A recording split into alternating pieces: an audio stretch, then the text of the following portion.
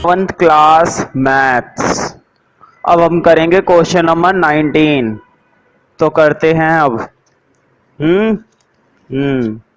चलो। Find the sum of the products of the corresponding terms of the sequences. कितनी sequence दिखाई दे रही हैं? दो। देखो, एक तो दिखाई दे रही है 2, 4, 8, 16, 32, है ना। और एक सीक्वेंस दिखाई दे रही है भाई 128, 32, 8, 2 और 1/2। बहुत ही बढ़िया, कितनी अच्छी अच्छी बढ़िया बढ़िया सीक्वेंस दे रखी हैं। और कितनी दे रखी हैं? दो दे रखी हैं भाई। देखो, इसके अंदर भी कितनी टर्म्स है? 5। इसके अंदर भी कितनी टर्म्स है? 5। दोनों की दोनों क्या है? 5 टर्म्स है। क्वेश्चन ने देखो क्या बोला, मैं फिर से रिपीट कर रहा हूं, ध्यान से सुनना और देखना। फाइंड द सम पूछा है of the product of the corresponding terms. एक तो देखो सम पूछा है इन दोनों की कोरस्पॉन्डिंग टर्म्स के प्रोडक्ट का। देखो, मुझे बताओ कोरस्पॉन्डिंग टर्म्स का प्रोडक्ट का मतलब क्या है? कोरस्पॉन्डिंग टर्म्स के प्रोडक्ट का मतलब है इसकी पहली टर्म उसकी पहली टर्म मल्टीप्लाई करो, कितना बनेगा? 256। इसकी दूसरी टर्म उसकी दूसरी टर्म मल्टीप्लाई करो, कितना बनेगा भाई? ये तो भाई मुझे भी याद नहीं है ना, मेरे ख्याल से 128 बनेगा। देखो, अब इसकी तीसरी टर्म उसकी तीसरी टर्म 8 की मल्टीप्लाई 8 से करो, 64 बनेगा। 16, 2, 32, 32 की 1/2 से 16। ये समझ में आ गया ना? देखो बोर्ड पे, 32 की 1/2 से करोगे, देखो बोर्ड पे 32 की 1/2 से मल्टीप्लाई करी टू, अच्छा 18 आएगा। ठीक है, समझ रहे हो ना? वो कट गया है ना। मुझे बताओ क्या तुमने प्रोडक्ट तैयार कर लिया? बिल्कुल। क्वेश्चन ने हमसे इन दोनों का सम नहीं पूछा, क्वेश्चन ने हमसे इन दोनों सीरीज का सम नहीं पूछा जो दे रखी हैं। क्वेश्चन ने हमसे पूछा है सम उस सीरीज का जो सीरीज प्रोडक्ट करने पर बनी है। जो सीरीज क्या करने पर बनी है? प्रोडक्ट करने पर बनी है। उस सीरीज का क्वेश्चन ने हमसे सम पूछा है, ना कि उस सीरीज का जो सीरीज दे रखी थी। देखो क्या लिखा हुआ है, find the sum of the product, जो प्रोडक्ट करने के बाद तैयार हुई है ना हमारी सीरीज। देखो, प्रोडक्ट का मतलब क्या होता है? मल्टीप्लाई करना। जो सीरीज तुम्हारी मल्टीप्लाई करने के बाद तैयार हुई है उसका सम पूछा है। अब हम निकालेंगे उसका सम। मुझे बताओ कितनी टर्म्स है? 5। कुछ बच्चे क्या करते हैं, इसमें ना डायरेक्ट ऐड कर देते हैं, क्योंकि सम पूछा है। मुझे भी मालूम है सम का मतलब ऐड करना ही होता है, तो कुछ बच्चे ना इसको डायरेक्टली ऐड कर देते हैं। 256, 128, 64, 32 और 18 ऐड करके आंसर बना दिया। बिल्कुल ठीक, आंसर तो सही आ जाएगा, लेकिन मार्क्स नहीं मिलेंगे। क्यों? क्योंकि अगर ऐसे ही ऐड करवाना होता तो तुमने जीपी का क्या करा? जीपी का कुछ इस्तेमाल करा? नहीं। तुम्हें ना इसके अंदर जीपी का फॉर्मूला लगाना पड़ेगा। पता है क्यों? क्योंकि ये जो 5 टर्म बन रही है ना, ये 5 टर्म जीपी की हैं। अगर नहीं पहचान पा रहे तो अभी पहचानोगे, देखो कैसे बनेंगी ये जो 5 टर्म बनी है ना, ये 5 टर्म किसकी हैं? जीपी की। तो तुम्हें सम निकालना तो है। तुम कहोगे भाई अब इन 5 को डायरेक्टली ऐड भी तो कर सकते हैं, आसानी से ऐड हो जाएंगी, 2 मिनट में आंसर निकल आएगा। बिल्कुल 2 मिनट में तो आंसर निकल आएगा, लेकिन 2 मिनट में एक मार्क्स भी नहीं मिलने वाला तुम्हें। ठीक है, कुछ बच्चे डायरेक्टली ऐड कर देते हैं, आंसर ठीक आता है, लेकिन तुम्हें जीपी का फॉर्मूला लगा के सम निकालना है। देखो बोर्ड पे, पहले मैं तुम्हें बताता हूं ए कितना है। बताओ, पहली टर्म होती है ना ए, ये लो ए तो आ गया। अब रेशियो देखो, दूसरी वाली ऊपर, पहले वाली नीचे। बताओ कटेगा ना? जरूर कटेगा। तुम्हें मालूम नहीं है, मैं डायरेक्ट काट रहा हूं। 128 को 256 से कर देना 1/2। 128 से ना 256 2 पर चला जाता है ना। 128 256 को कितने पर काट देगा? 2 पर। अगर मेरी बातों पर भरोसा नहीं है तो मल्टीप्लाई करके देख लो साइड में 128 की 2 से, यही आएगा, है ना। तो रेशियो आ गई 1/2 और ए आ गया 256। अब सम का फॉर्मूला लिखते हैं। बोर्ड पे देखो नीचे स्पेस, चलो मैं नीचे लिख देता हूं। मुझे बताओ सम का फॉर्मूला ये होता है ना, ये होता है। मुझे बताओ कितनी टर्म का सम निकालना है। कितनी टर्म दिख रही हैं? 6 दिख रही हैं, 10 दिख रही हैं, 15 दिख रही हैं, या सिर्फ 5 दिख रही हैं? भाई 5 टर्म है, देखो 1 2 3 4 5, 5 का निकालना है। मतलब तुम्हें क्या निकालना है? S5। बोर्ड पे देखो S5, 5 टर्म का सम, ठीक है। बोर्ड पे देखो बाहर a की जगह आ गया 256, अंदर आ गया 1 माइनस आर, और r की जगह आ गया 1/2 की पावर 5। बताओ 5 क्यों आया? बोर्ड पे देखो इधर। मुझे बताओ n का मतलब क्या होता है? जितनी टर्म्स का तुम सम निकाल रहे हो। और कितनी टर्म्स का सम निकाल रहे हो? 5 टर्म का। तुमने यहां पर भी 5 डाला और ऊपर भी 5 डाला। अब जरा नीचे देखो, 1 माइनस यहां पर r फिर से आ गया 1/2, है ना। देखो ये काम तो हमने इस चैप्टर में बहुत कर लिया। अब इस काम में सिखाना क्या है? इस काम में कोई सिखाने वाली बात थोड़ी ना है। एक्सरसाइज खत्म होने जा रही है। बताओ अब भी अगर तुम n में और r में कंफ्यूज हो तो उसमें मैं भी कुछ नहीं कर सकता। तो देखो 256 मैं तुम लोग के लिए थोड़ा सा खोलूंगा। मैं ये नहीं कह रहा मैं इसको पूरा सॉल्व करूंगा, खुद कर लेना। मैं थोड़ा बहुत खोल रहा हूं। देखो बोर्ड पे 1 माइनस, हाँ 1/2 की पावर 5 खोलेंगे। बोर्ड पे देखो 1 की पावर 5 तो 1 आ गया। 2 की पावर 5 मैंने कितनी बार बता दी। अब 2 की पावर 5 होता है 32। अब अपोन में देखो 1 माइनस 1/2। देखो ऊपर भी एलसीएम लेना, नीचे भी एलसीएम लेना और सिंप्लीफाई करना। स्पेस में 5-6 लाइनें छोड़ दो, घर पे जरूर इसे कंप्लीट करना। कराने को तो मैं करा दूं, लेकिन भाई ये काम तो तुम्हें खुद करना है। कम से कम कैलकुलेशन है। देखो मैं तुम्हें आइडिया दे देता हूं। ऊपर भी 1 और 32 का एलसीएम ले लेना, नीचे भी 1 और 2 का एलसीएम ले लेना, ठीक है। और फिर वो जो मैंने तरीका सिखाया ना, सबसे नीचे वाले की मल्टीप्लाई सबसे ऊपर और उनकी आपस में, वो चीज बनेगी। तो जरूर करना, हो जाएगा, आंसर मैच कर लेना। चेक कर सकता हूं मैं कभी भी, लेकिन घर पे करना। 6-7 लाइनें छोड़ दो, 6-7 लाइनों में आ जाएगा। हाँ क्वेश्चन नंबर 20 पर लगा दो क्रॉस। यूजलेस क्वेश्चन, बेमतलब का क्वेश्चन, एक नंबर के लायक भी चीज नहीं है इसके अंदर। अब हम करेंगे क्वेश्चन नंबर 21। भाई 21 एक ऐसी वैरायटी है जो बहुत ही इंपॉर्टेंट है, टिक कर लो। इस टाइप के क्वेश्चन तुम्हें एपी में भी देखने को मिलते हैं और इस टाइप के क्वेश्चन तुम्हें जीपी में भी देखने को मिलते हैं। ये वैरायटी बहुत ही ज्यादा इंपॉर्टेंट है, एपी के लिए भी और जीपी के लिए भी, ठीक है। देखो, find 4 numbers forming a geometric progress. कितने नंबर बोले? 4, मतलब 4 टर्म्स। इन विच, अब देखो क्या बोला है, in which third term, board पे देखो, in which third term is greater than first term by 9। Board पे देखो तीसरी टर्म पहली टर्म से कितनी ग्रेटर है? 9 ग्रेटर है। देखो कितनी आसान लैंग्वेज है, वर्ड प्रॉब्लम है लेकिन बिल्कुल बच्चों वाली। देखो थर्ड टर्म फर्स्ट टर्म से कितनी ग्रेटर है? 9। अगर वो कहता ना लेसर है, तो लेसर के लिए मैं क्या करता? माइनस। लेकिन क्वेश्चन ने बोला है ग्रेटर है, तो मैंने क्या कर दिया? प्लस। और फर्स्ट टर्म मतलब ए ही होता है ना, तो 1 रहने दो, ए ही रहने देता हूं। फर्स्ट टर्म का मतलब क्या होता है? ए ही तो होता है। अब जरा आगे देखो, सेकेंड टर्म इज, देखो बोर्ड पे, second term is greater than fourth by 18। देखो बोर्ड पे, सेकेंड टर्म फोर्थ टर्म से कितनी ज्यादा है? 18 ज्यादा है। बताओ। देखो बहुत ही आसान लैंग्वेज है, ध्यान से समझो बस। हमसे जीपी की 4 नंबर पूछे, मतलब 4 टर्म पूछे, चलो वो तो हम निकाल देंगे, पहले आगे पढ़ते हैं। देखो क्या बोला था, third term is greater than first term by 9। देखो थर्ड टर्म फर्स्ट टर्म से कितनी ग्रेटर है? 9 ग्रेटर है। फिर बोला था सेकेंड टर्म फोर्थ टर्म से कितनी ज्यादा है? 18 ज्यादा है। देखो क्या लिखा हुआ है, second term is greater than the fourth by 18। Second term चौथी टर्म से कितनी ज्यादा है? 18 ज्यादा है, ठीक है। अब तुम्हें इक्वेशन अगर समझ में आ गई ना, फिर तो इस क्वेश्चन में कुछ भी नहीं बचा।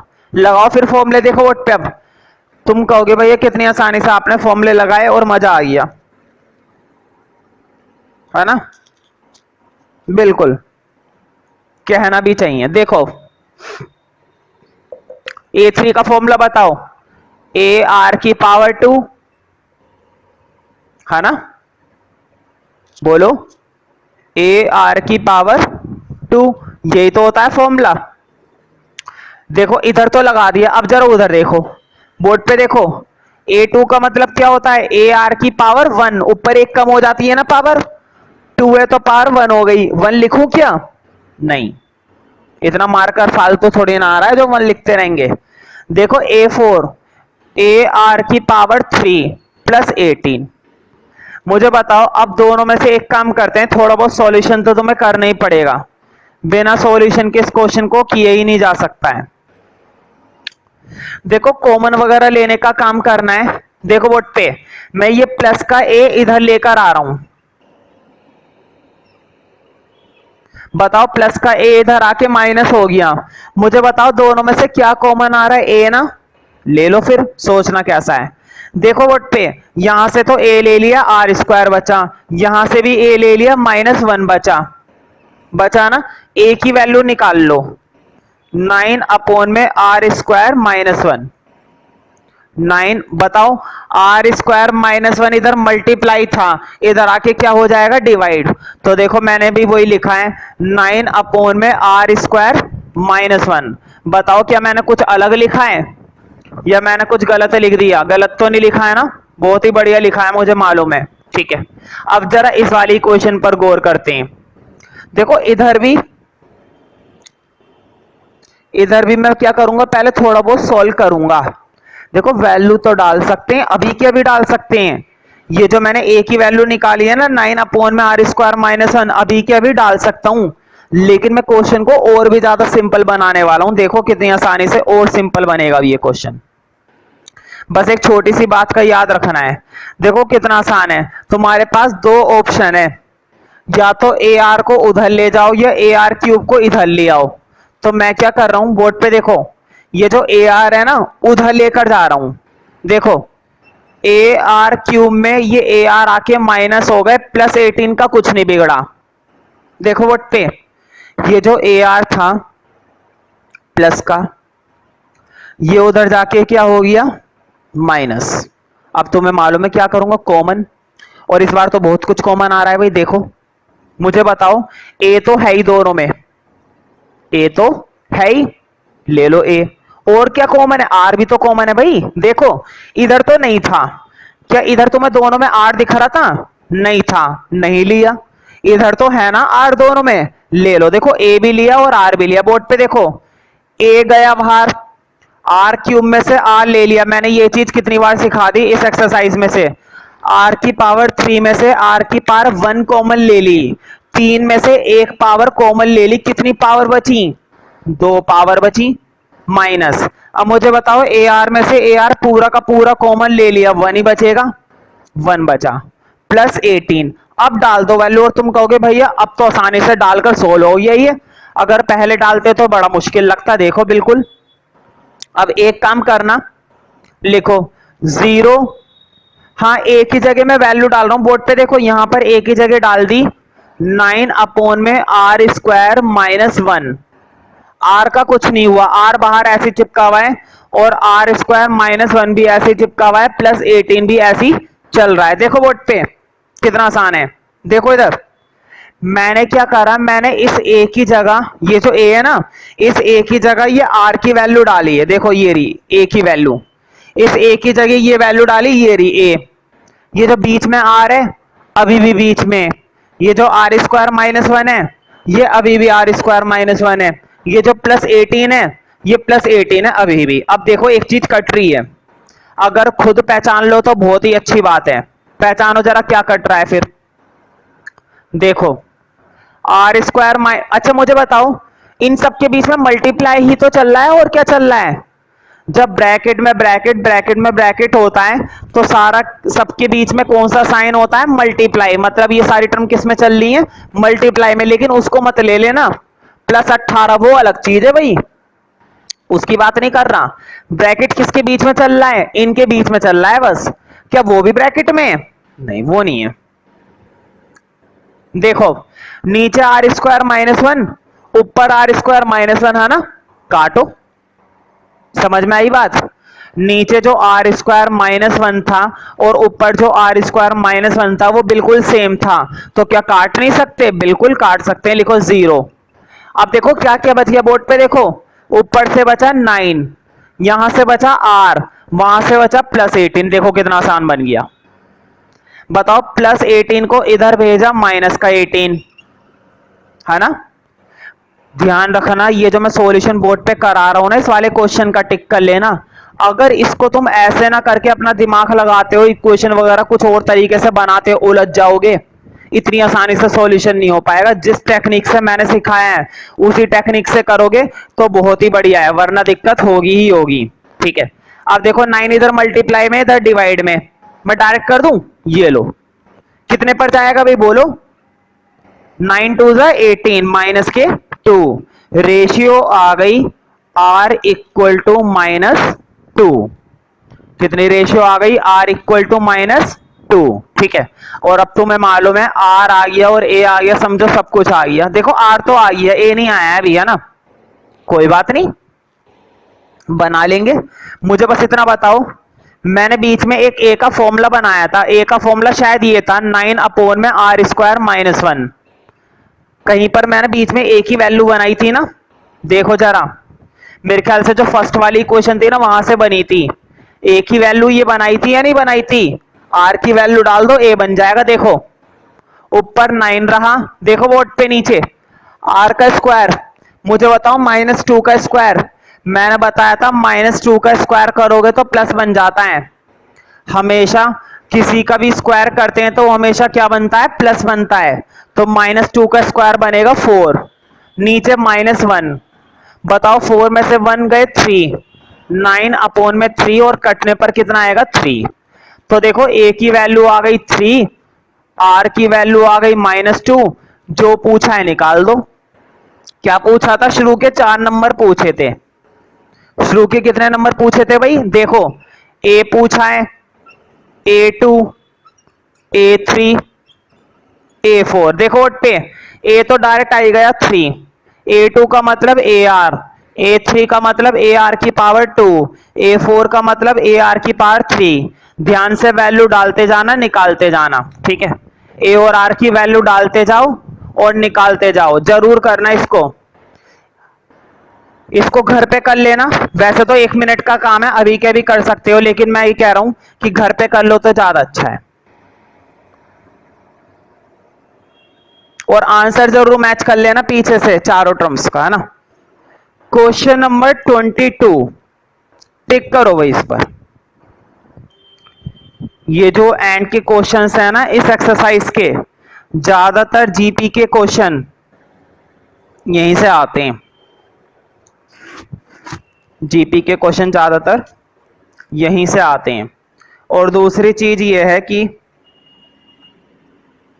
एक क्वेश्चन और आया होगा बीच में 18th नंबर का, 18th पर क्वेश्चन नंबर 18, वो बहुत इंपॉर्टेंट है, 4 मार्क्स में कई बार आ चुका है, मैंने बताया भी था।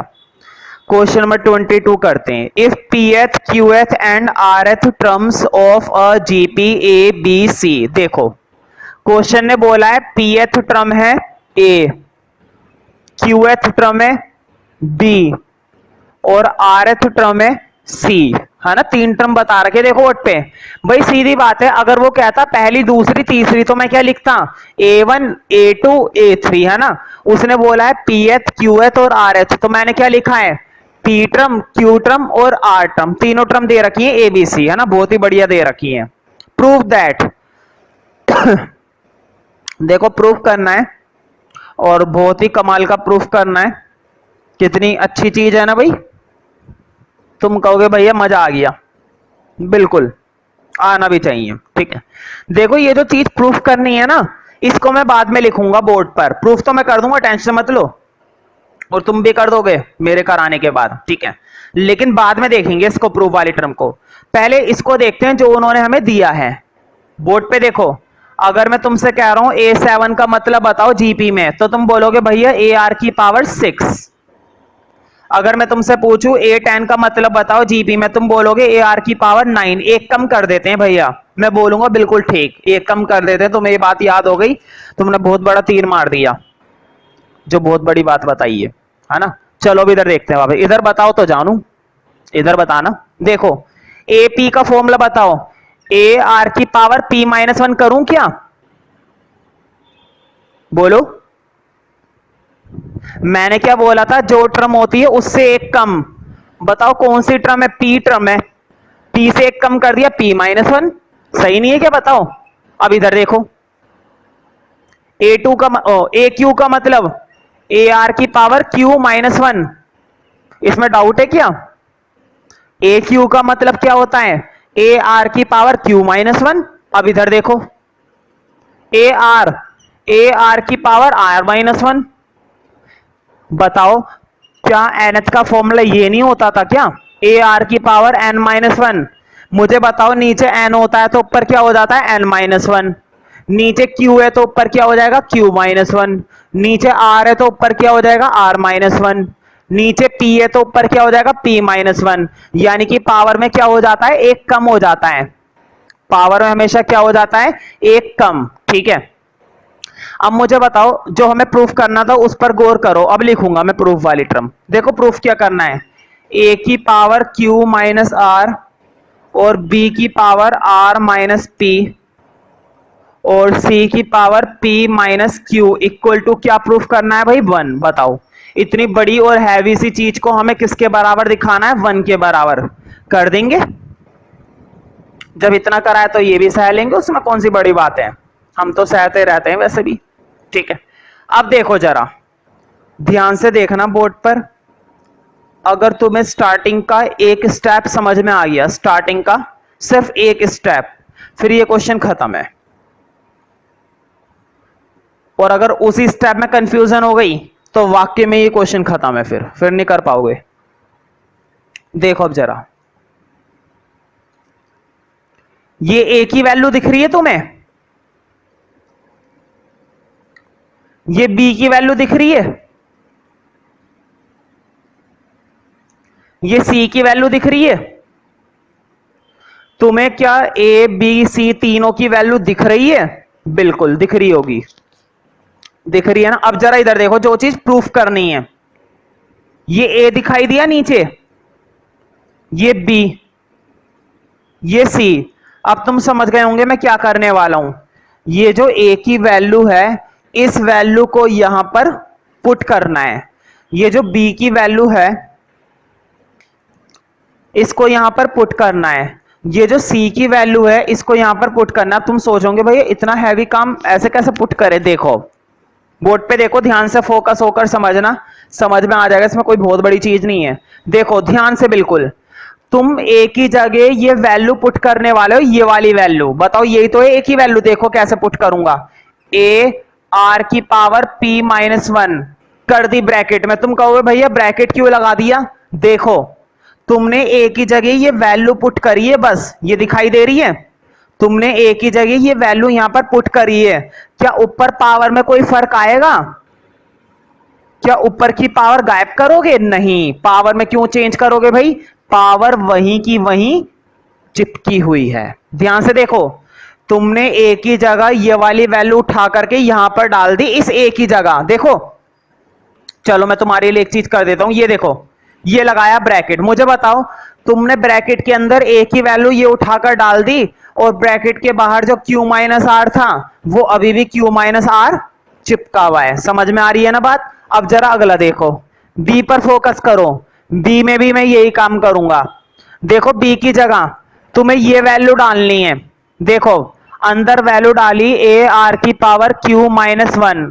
तुम बोलोगे भैया R-P कहां गया? मैं बोलूंगा कहीं नहीं गया, यहीं पर ही है, ये R-P। ठीक है, अब जरा लास्ट वाला देखो, तुम C की जगह ये वाली वैल्यू डालोगे, AR की पावर R-1। तुम पूछोगे भैया P-Q कहां गया? इस बार मत पूछना, बार बार बताता रहूं क्या मैं? P-Q इक्वल टू क्या चल रहा है? 1 चल नहीं रहा है, मतलब प्रूफ करना है हमें इक्वल टू 1। इसको क्या करना है? प्रूफ करना है। अब देखो, पहले इतना नोट कर लेना, फिर आगे बढ़ते हैं।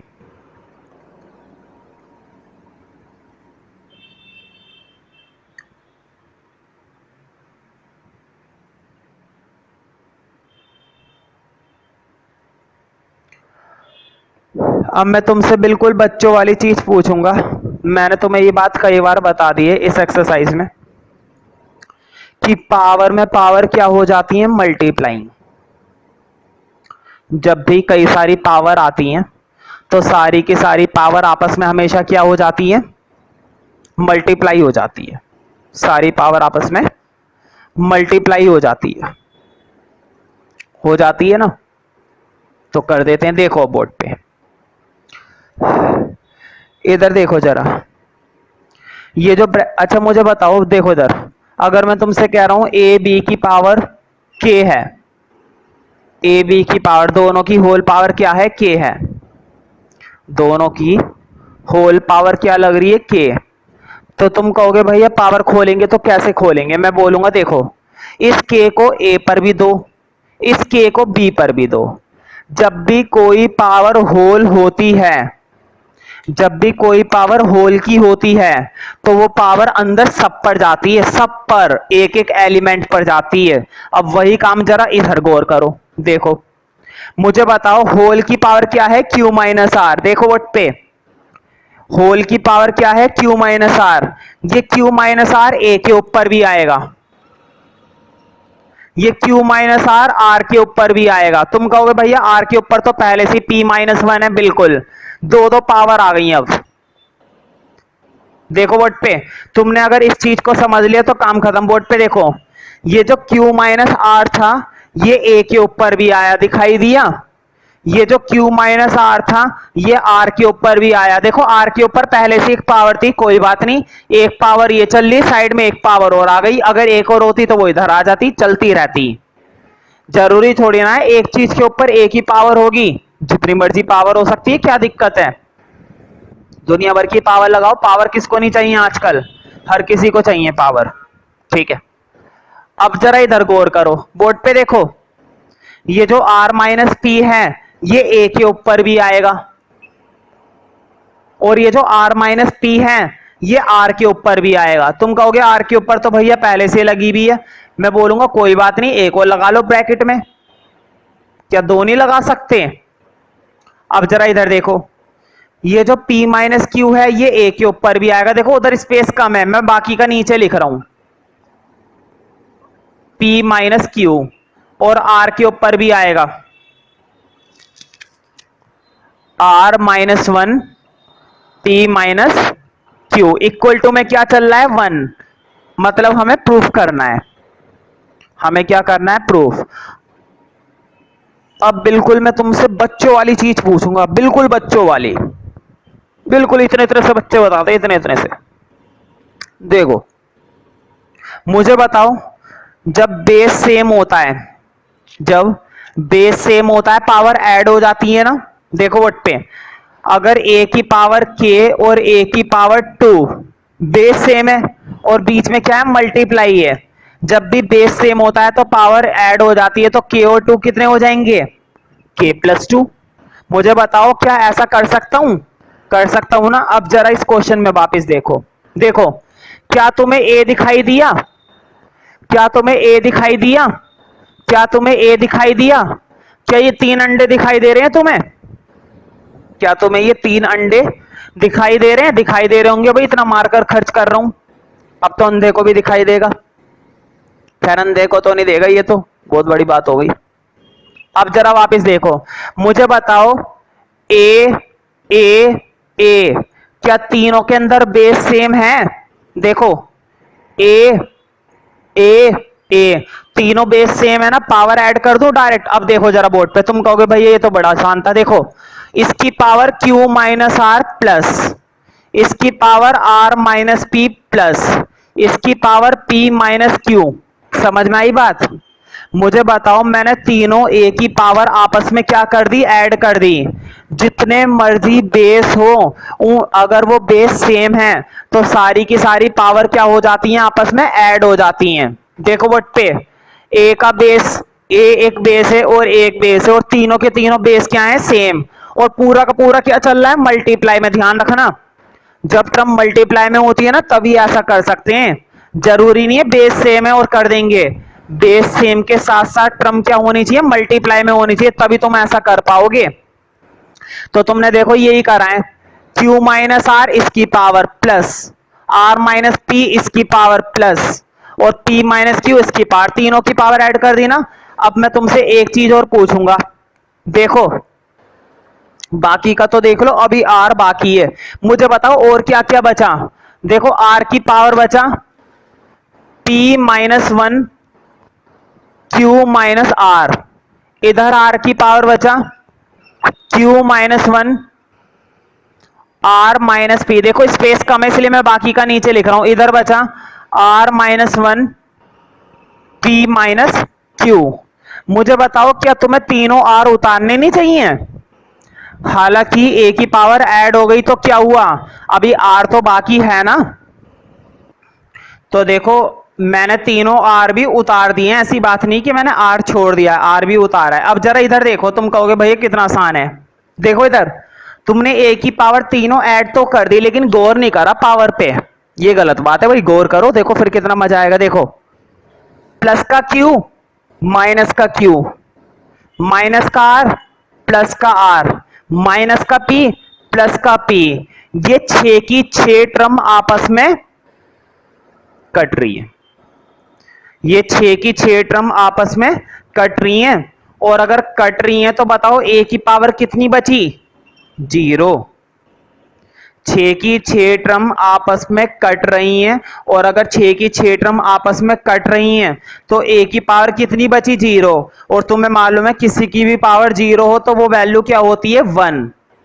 अगर किसी की भी पावर 0 होती है तो उसकी वैल्यू क्या होती है, 1। खैर ए का तो हो गया, अब जरा आर पर गौर करते हैं। देखो ए में तो कुछ था नहीं, अब आर पर समझो काम। देखो बहुत ही आसान काम है, इधर देखो वोट पे p minus one q minus r के साथ मल्टीप्लाई है, देखो इधर q minus one r minus p के साथ मल्टीप्लाई है, r minus one p minus q के साथ मल्टीप्लाई है ना, मल्टीप्लाई करो। अब बहुत लंबी कैलकुलेशन है, सिंप्लीफिकेशन बहुत हाई लेवल का है।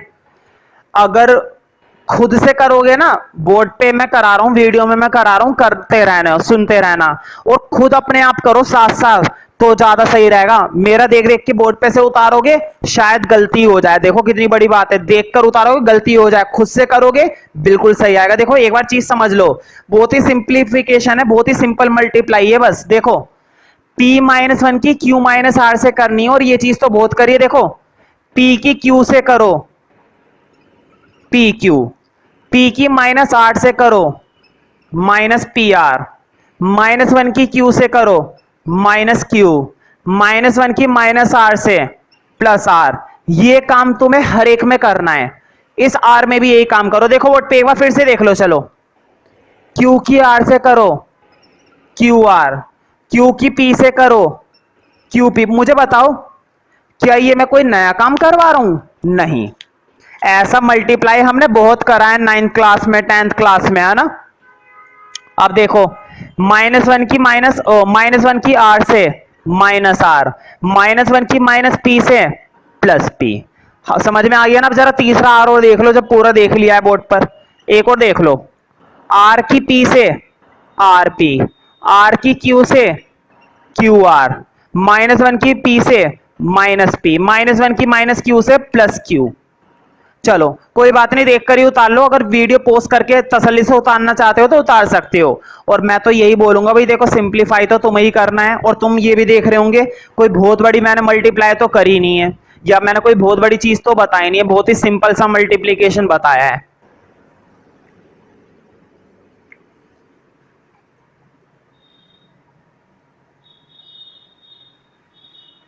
और तुम्हें एक बात याद है,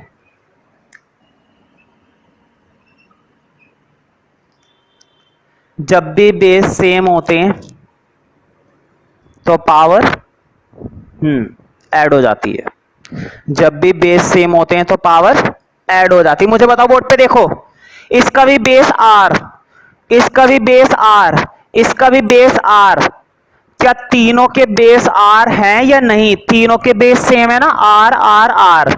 और देखो तीनों की पावर कितनी अंधाधुंध है, इसकी भी पावर 4 4 है, इसकी भी 4 4 की पावर है, इसकी भी 4 4 की पावर है। कोई बात नहीं, सबको ऐड करेंगे, देखो सब कटेगा, सब, एक भी टर्म नहीं बचने वाली, एक भी जो बच जाए क्योंकि अगर एक भी टर्म बच गई ना फिर प्रूफ नहीं होने वाला, फिर तुमने कहीं ना कहीं क्या करी है, गलती। देखो जरूर कटेंगी, सारी कटेंगी, पहले मुझे हिम्मत करके लिखने दो बस।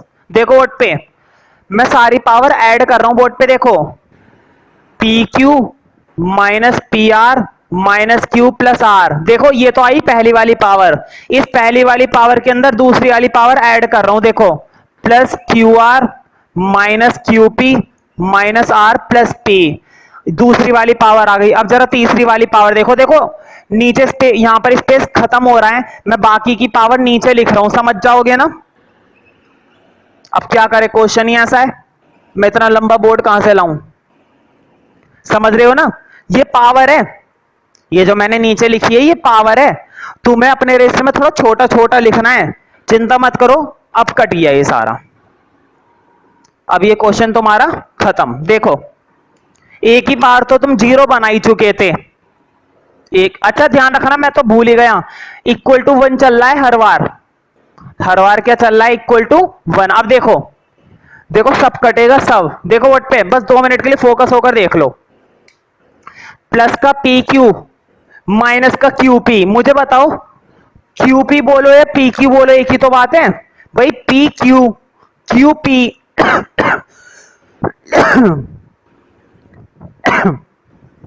पी क्यू बोलो या क्यू पी बोलो, क्या कोई फर्क होता है, नहीं है ना, कट गया ना आपस में। देखो मैं तुम्हें काट के दिखा रहा हूं, लेकिन ना तो टेस्ट में ना पेपर में तुम्हें ये लाइन नहीं ड्रॉ करनी होती है काटने वाली, 11th क्लास में इस तरह से अलाउड नहीं है, काटो लेकिन ऐसे मत करके दिखाओ। देखो ये कट गया है ना। अब देखो माइनस का पी आर, माइनस का पी आर, देखो प्लस का आर पी, काटो, माइनस का क्यू प्लस का क्यू, काटो, मजा आ रहा है, प्लस का आर माइनस का आर, काटो, प्लस का क्यू आर माइनस का क्यू आर, काटो, प्लस का पी माइनस का पी, काटो, ठीक है। और क्या बच गया भाई, बस सारा कट गया, सब कट गया।